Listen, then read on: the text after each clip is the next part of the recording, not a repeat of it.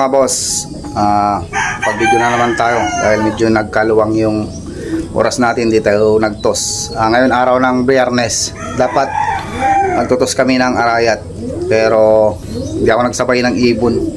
Pinahinga ko yung ibon ko, pero bukas magbubulakan ako, magpo-first lap sila sa isang club sa NLFC. Tapos sa Sabado na naman, loading na naman ulit. First lap din sa PCPA, tapos Alpha. Bali yung mga ibon ko, lagari. Yung isang ibon, dalawang club ang i-entryan sa isang linggo.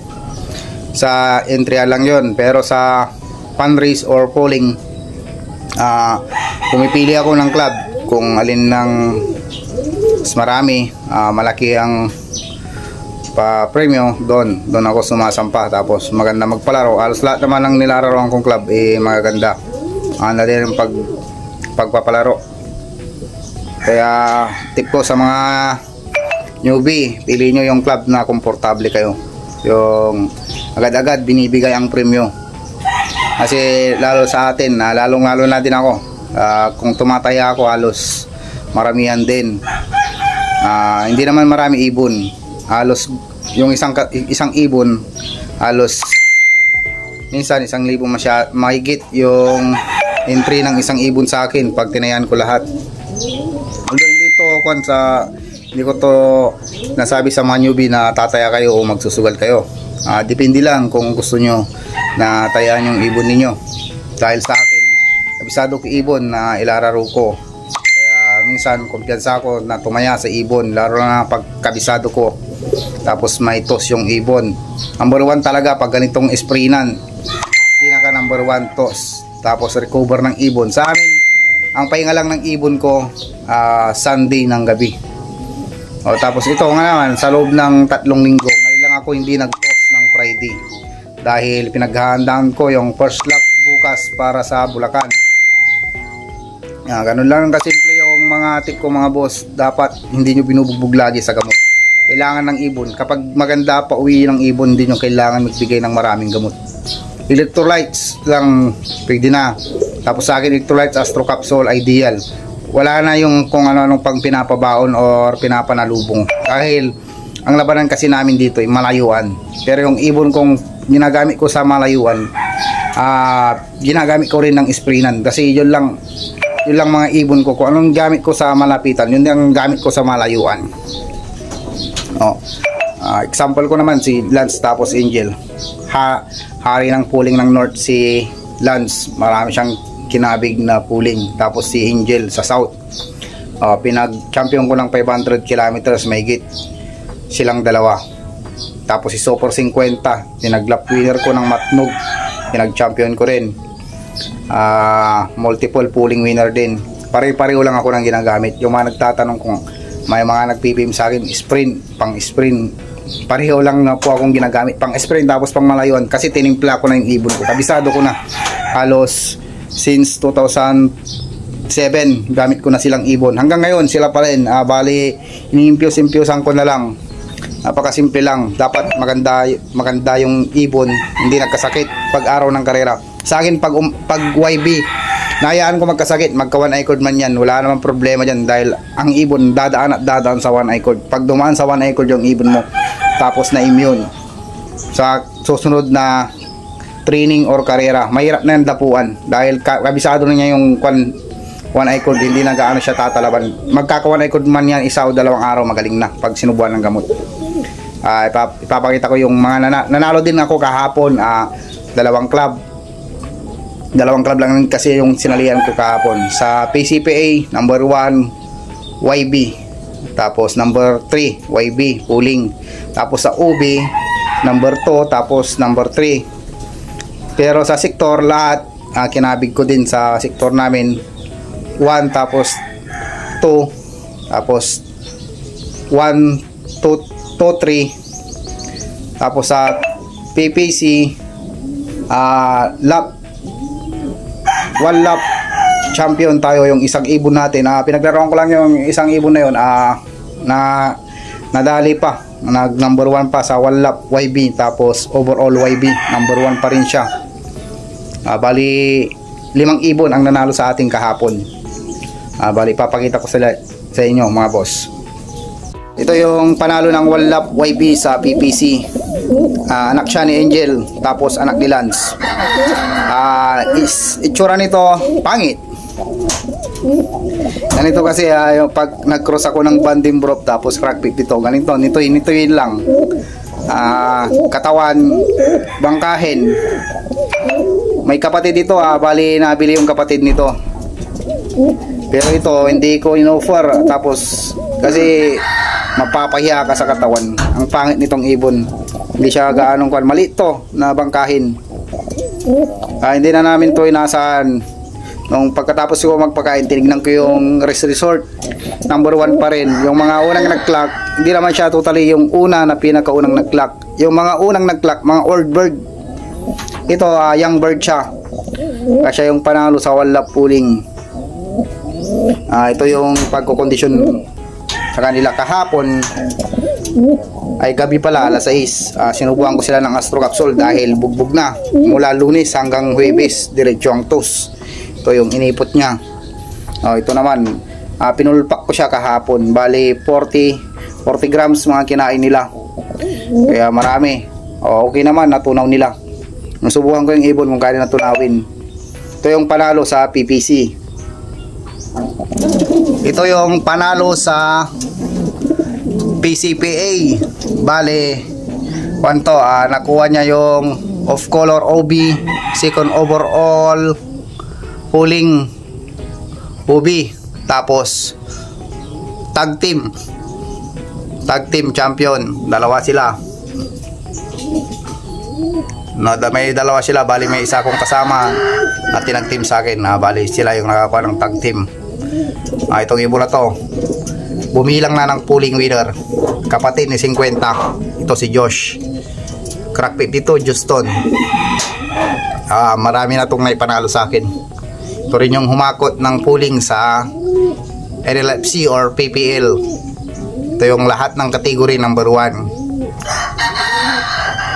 Bali nanalo na rin to ng sprain ng Antipolo, second overall of color. Ito yung mga nakasama na rin to sa vlog. Isa ito sa mga favorite kong grizzle. Ito yung gusto kong grizzle, yung itim, yung pakpak. Tapos yung kuya nito, tapos sinuno niya mga winner. Awa ng Diyos, ito bawi na rin pag-breed sa kanya. Nakailang sungkit na to. Ito yung number 1 ko ng PCPA young bird category. Tapos sector winner. Halos lahat natayan nito. Hanggang old bird, nanalo pa to. YBUB. Ito naman kapatid ni Angel sa tatay, anak ni Sanggoko crosses ng Garuda. Ito napaka simpleng lalaki. Yung mga ibon ko may widohood pero hindi pa namamaris kasi medyo bata itong mga to. Ganyan lang naturalism nito. Itong ibon na to, sinubukan ko na to mula Arayat. Tinalon ko ng 173 kilometers Antipolo. Siya yung pinakaunang umuwi sa ibon ko. Mas tinagpasan niya pa yung mga entry ko. Ito pinadala ko lang. Yung mga ipot nila. Mamaya magkukudkod na rin ako dahil kita ko na din yung mga ipot nila para preparasyon, para first lap ng sprint race ng 1 PPL. Tapos bukas loading ulit. Pag uwi nila ng Sabado, loading ulit Arayat, first lap ng Alpha. At ito naman yung Black Devil. Ito yung pooling winner din ng YB. Silang dalawa pooling winner. Number 1 yun, tapos ito number 2. Tapos number 3 sa overallan to. Number 1 sa off color. Ito si Black Devil. Ang nanay nito Pagudpod, si Black Devil. Ang tatay nito si Red Devil Senior. Ito naman pala kanya, kuya niya. Bali ito nabulag yung isang mata niya. Nagmagalang pa to. Kahit bulag, tiros ko pa ng magalang, kaso naawa na ako kasi pag lumilipad paling. Mga panglaban, mga pang first lap, paros pari-pareho sila. Pare-pareho sila ng kondisyon. Dapat ganito yung mga ipot.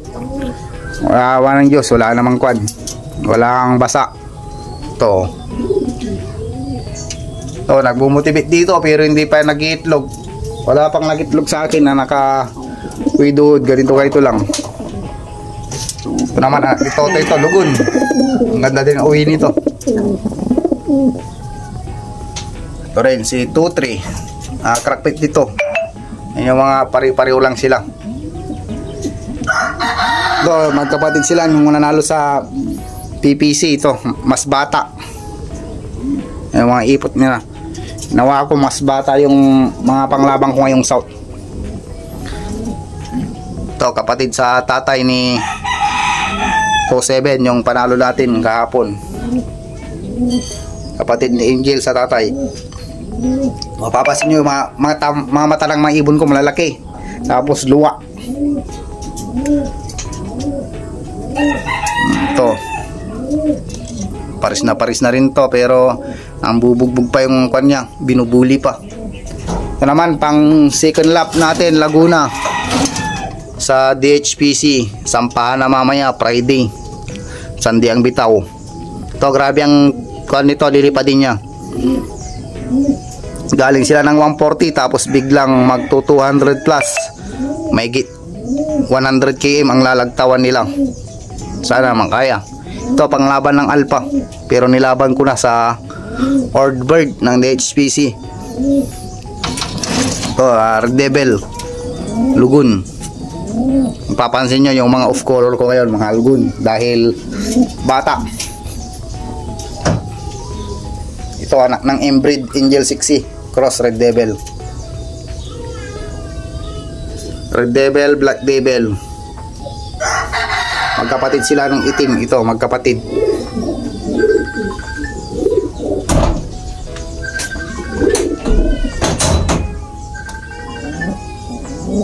Grabe din to.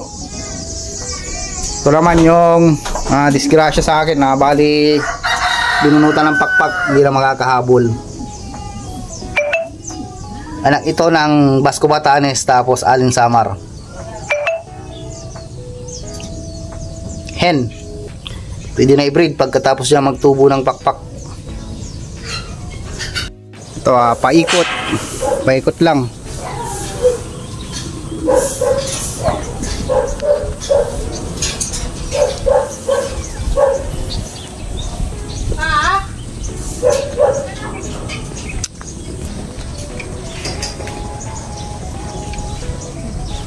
Yan, dumadayo mga yan.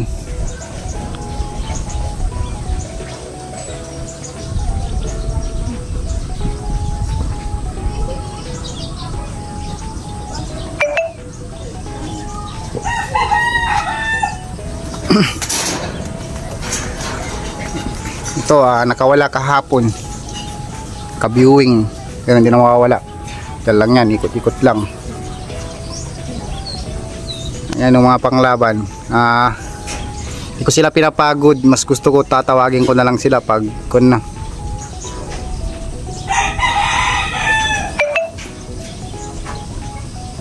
Ito, hindi ako nagpo-force fly. Mas ako yung nagtatawag sa kanila pag ganitong diretso ang toes.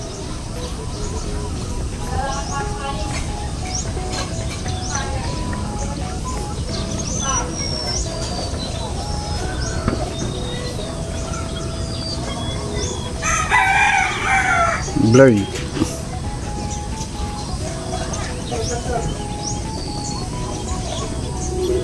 Ito mas may bago, pinapalipad ng pwersahan, pero sa akin hindi. Mas gusto kong buwaba na sila agad.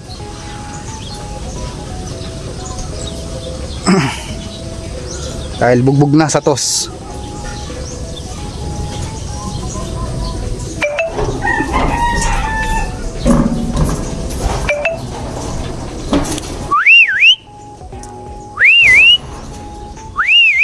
Sok, sok.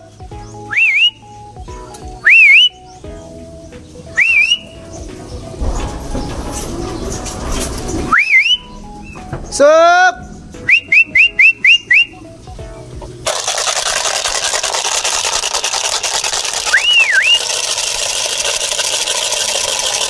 ganito, mas gusto ko buwaba agad pag nagpaikot ng Friday para hindi na sila mag-consume ng energy.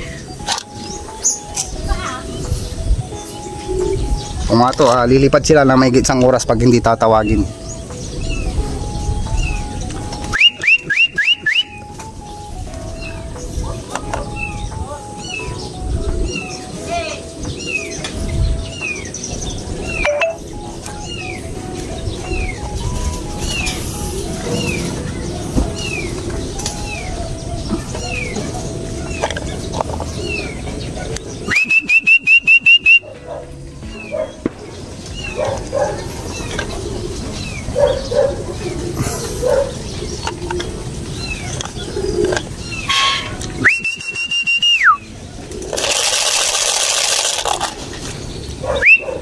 Wala. Agay, dapo na, dapo.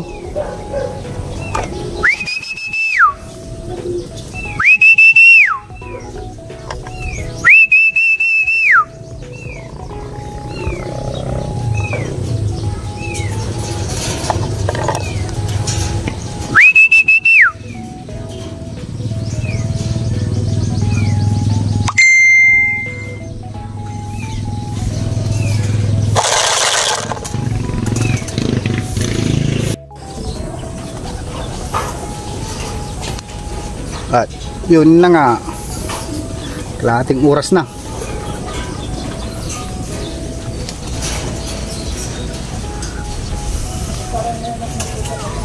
Baba na!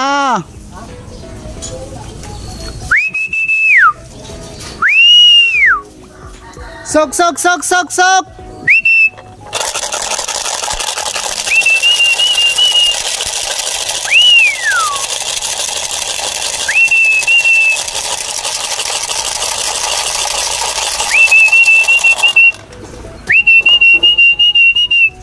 Sok, sok, sok, sok.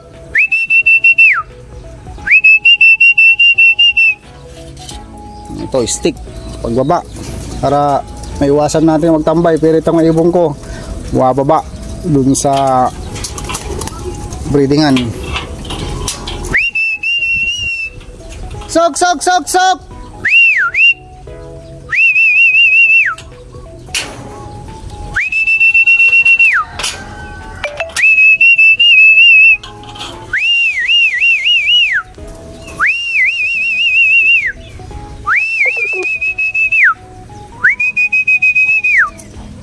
Sok, sok, sok, sok.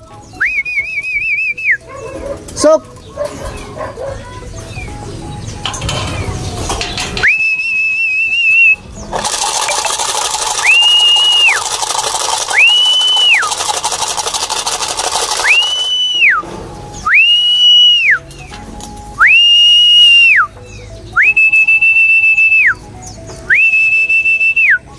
Sok, sok, sok, sok, sok. Sok, sok, sok, sok, sok. Sige na, bawal magtambay.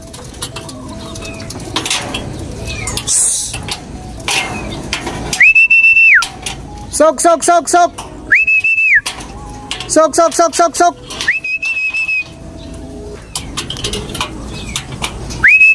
Yan yung mga naka-viewing ko na putok sa araw yan. Umulan umaraw, nandiyan lang.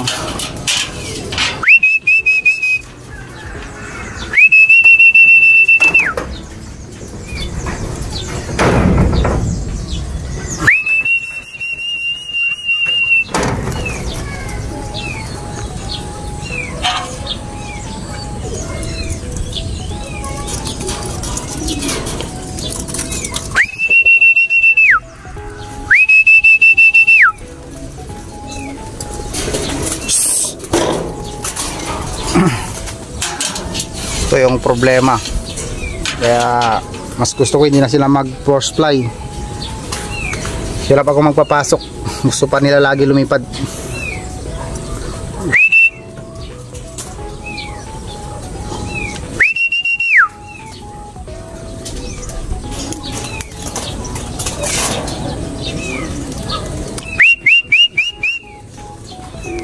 Pag ganito ibon, senyalis na healthy yung ibon.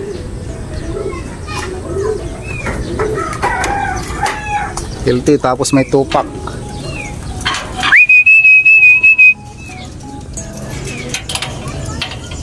Hoy!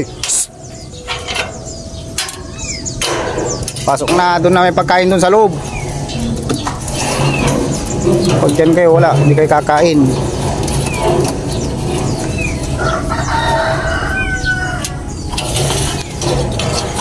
Kunti na lang.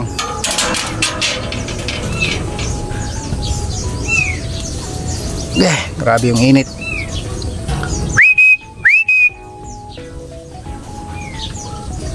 Matapos mamayang tanghali, paikot ulit.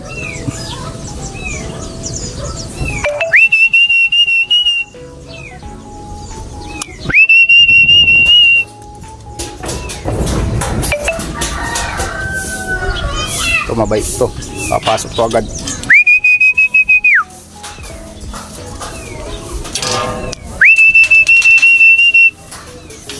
Sok, sok, sok, sok, sok.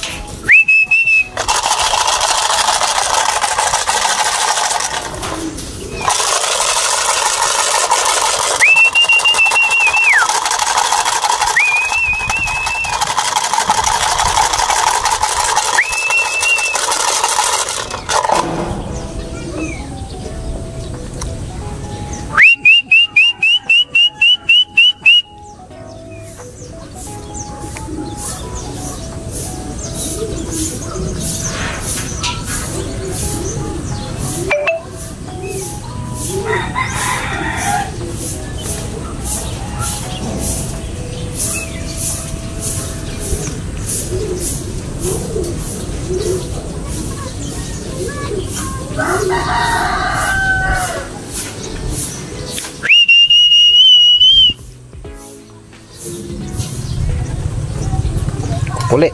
Boss, bumitaw tayo kanina alas 7, nag-umpisa tayong nagparo fly.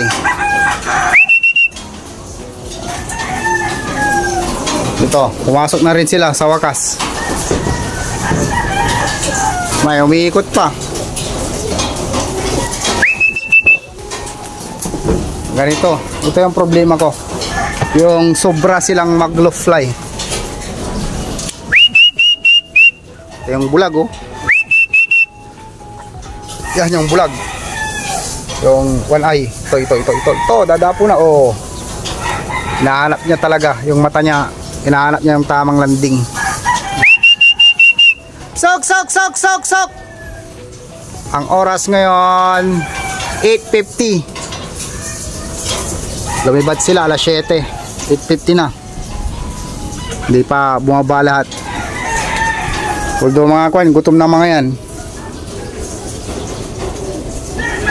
Yun yung ipapatukan natin, dalawang klase.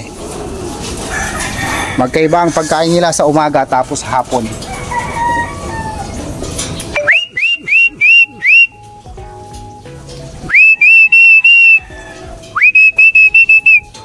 Yun, mga pasaway na to. Ito yung mga matatagal magronda.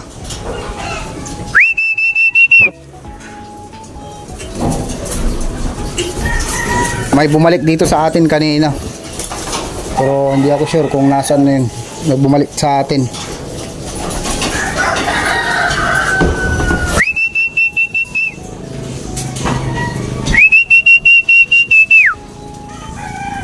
Matagal sila mag-ikot. Yan oh. May bumalik dito kanina eh. Naka DH fishing. Yun, ito. Nasa ilalim.